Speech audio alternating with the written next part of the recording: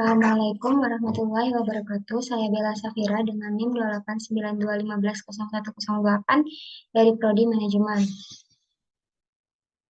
Di sini saya akan menjelaskan mata kuliah Manajemen SDM dengan dosen buku Sugeng Prayetno. Pengertian manajemen SDM.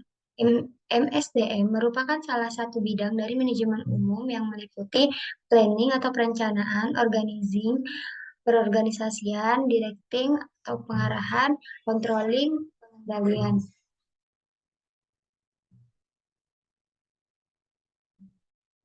Mengapa SDM harus dikelola? Saat ini sangat disadari bahwa SDM merupakan masalah perusahaan yang paling penting karena SDM menyebabkan sumber daya yang lain atau bahan mentah, alat-alat kerja, mesin produksi, uang, dan lingkungan kerja dalam perusahaan dapat berfungsi atau dijalankan.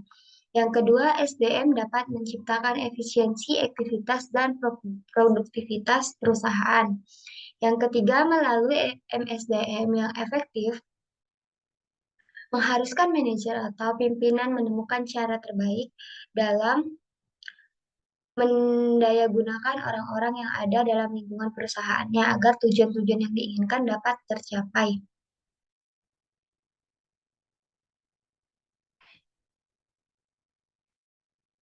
Kegiatan MSDM yang spesifik dari masing-masing fungsi manajemen, perencanaan, menentukan tujuan standar, menetapkan sistem dan prosedur, menetapkan rencana atau proyeksi untuk masa depan, perorganisasian, memberikan tugas khusus kepada setiap SDM, membangun divisi atau departemen, mendelegasikan wewenang kepada SDM, menetapkan analisis pekerjaan atau analisis jabatan, membangun komunikasi, mengkoordinasikan kerja antara atasan dengan bawahan.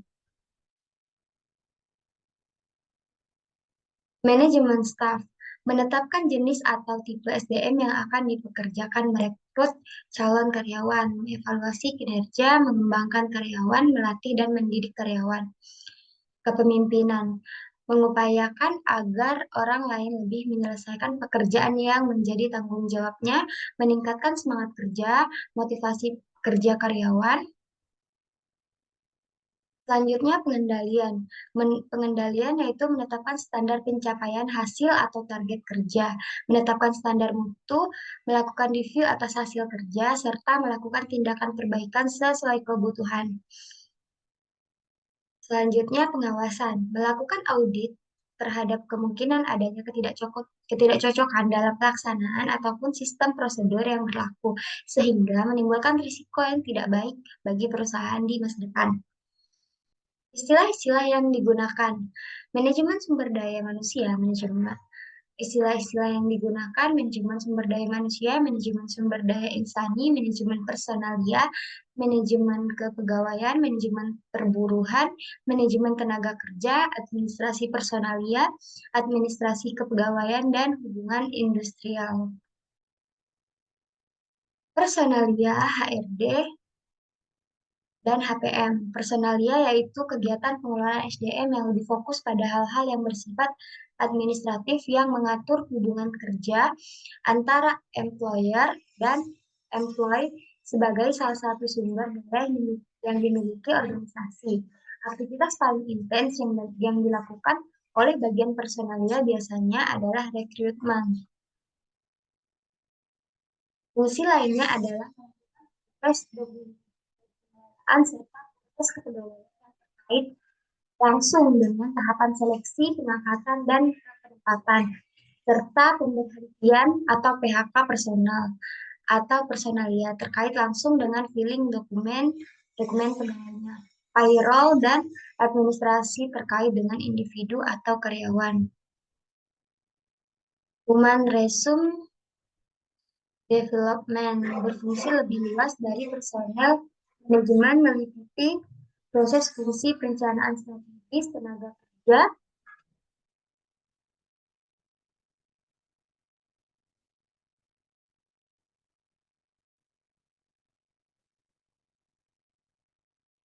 dan sistem development serta seringkali melibatkan fungsi general affairs di dalamnya. Dengan demikian, HRD adalah pengelola SDM yang lebih fokus pada hal-hal yang berhubungan dengan pengembangan SDM sebagai salah satu sumber daya penting yang dimiliki organisasi. Human Resource Management adalah kegiatan pengelolaan SDM yang secara holistik merencanakan, mengorganisasikan, menggerakkan, dan mengendalikan SDM sebagai aset yang dianggap lebih penting dibandingkan sumber daya lainnya. Semua aktivitas dan subsistem manajemen SDM diperhatikan secara proporsional sesuai dengan strategi organisasi. Tujuan manajemen SDM yaitu meningkatkan efisiensi, meningkatkan efektivitas, meningkatkan produktivitas, rendahnya tingkat perpindahan karyawan, rendahnya tingkat absensi, tingginya kepuasan karyawan, tingginya kualitas pelayanan, rendahnya komplain dari pelanggan, dan meningkatkan bisnis perusahaan. Fungsi manajemen SDM. Fungsi manajerial yaitu planning, perencanaan, organizing atau perorganisasian, directing yaitu pengarahan, controlling yaitu pengendalian fungsi operasional, pengadaan tenaga kerja yaitu SDM, pengembangan, kompensasi, pengintegrasian, pemeliharaan, dan pemutusan hubungan kerja. Peran manajemen SDM melakukan analisis jabatan, menetapkan karakteristik pekerjaan masing-masing SDM, merencanakan kebutuhan tenaga kerja dan merekrut calon pekerja, menyeleksi calon pekerja, melakukan penempatan dan orientasi karyawan baru, menetapkan upah gaji dan cara memberikan kompensasi, memberikan insentif dan kesejahteraan. Pastikan memberikan pemilihan dan menegakkan disiplin kerja, memberikan pendidikan, pelatihan, dan pengembangan. Membangun komitmen kerja, memberikan keselamatan kerja, memberikan jaminan kesehatan, menyelesaikan perselisihan perburuhan, menyelesaikan perubahan dan relationship karyawan,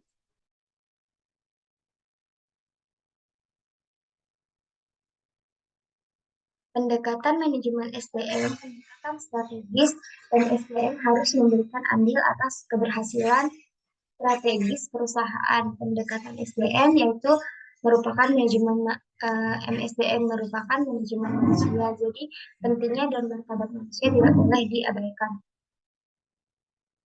Pendekatan manajemen SDM. Pendekatan manajemen SDM merupakan tanggung jawab setiap manajer. Pendekatan sistem yaitu pendekatan SDM berlangsung di dalam sistem yang besar yaitu perusahaan.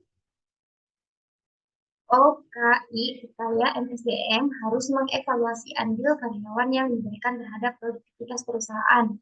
Pendekatan proaktif, MSDM dapat meningkatkan andilnya atas karyawan dan organisasi dengan mengantisipasi berbagai masalah sebelum masalah itu.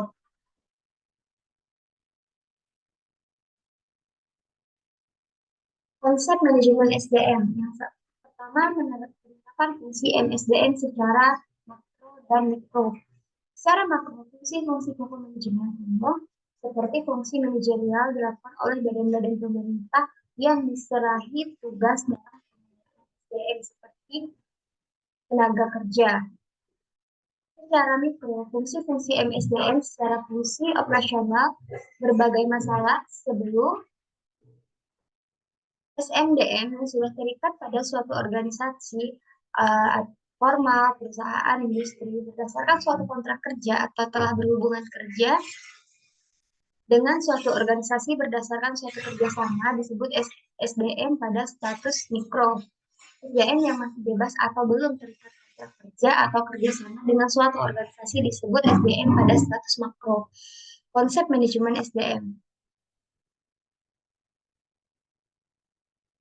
Prinsip-prinsip MSDM yang perlu diperhatikan, yang pertama prinsip kemanusiaan, prinsip demokrasi, prinsip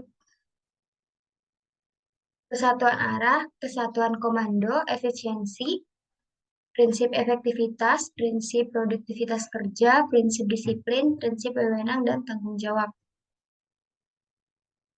Praktik manajemen SDM sebagai ilustrasi berikut ini adalah kegiatan-kegiatan MSDM yang secara khusus diberlakukan di lingkungan pegawai negeri sipil. Yang pertama, program umum.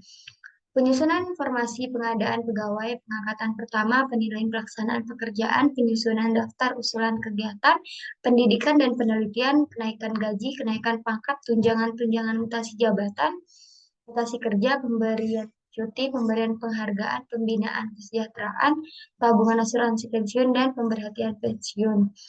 Program khusus, pembinaan tenaga kerja, penyelesaian kasus perorangan, penggantian surat yang hilang, peninjauan masa kerja, penyelesaian masalah kepegawaian, pengurusan NIP atau kartu pegawai, pengurusan kartu istri atau kartu suami, pengurusan tabungan asuransi pensiun. Tantangan manajemen SDM yang pertama tantangan eksternal, yaitu perubahan teknologi, peraturan pemerintah, faktor sosial budaya, pasar tenaga kerja, faktor politik, kondisi perekonomian, faktor geografi, faktor demografi, kegiatan mitra, kegiatan pesaing. Yang kedua, tantangan internal muncul karena adanya SDM yang mengejar pertimbangan atau trade-off diantaranya finansial, penjualan, keuangan, servis, produksi, dan lain-lain. Selain itu dihadapkan pula pada serikat pekerja, sistem informasi yang semakin terbuka dan budaya organisasi. Sekian presentasi dari saya, kurang lebih saya mohon maaf. Assalamualaikum warahmatullahi wabarakatuh.